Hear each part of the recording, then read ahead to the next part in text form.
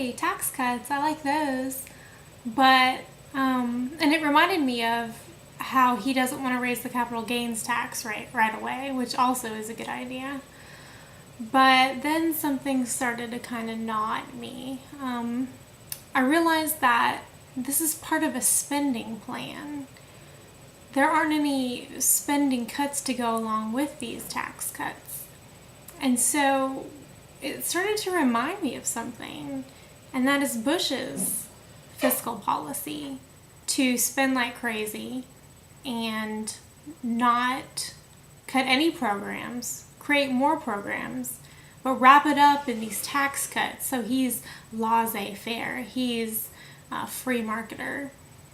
That's not free market economics. And so when Obama's talking about a bailout plan that includes all this spending, he's going to create 600,000 new federal jobs.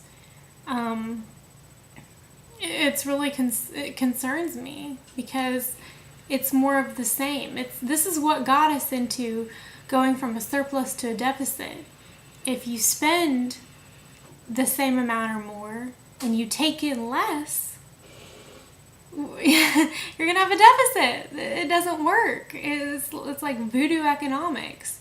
And so it didn't work with Bush. It's not gonna work with Obama.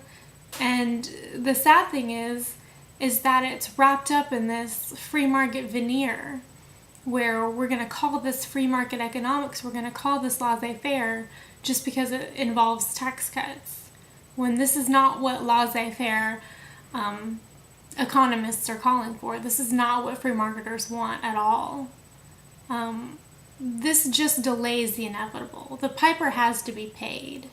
These programs that we're spending money on, they've got to be paid for. And if we're going to have tax cuts for the first few years, that just means tax hikes later on. Or we can print more money, or we can borrow. But either way, they have to be paid for somehow. And so, don't tell me that you're cutting my taxes and then spend like crazy.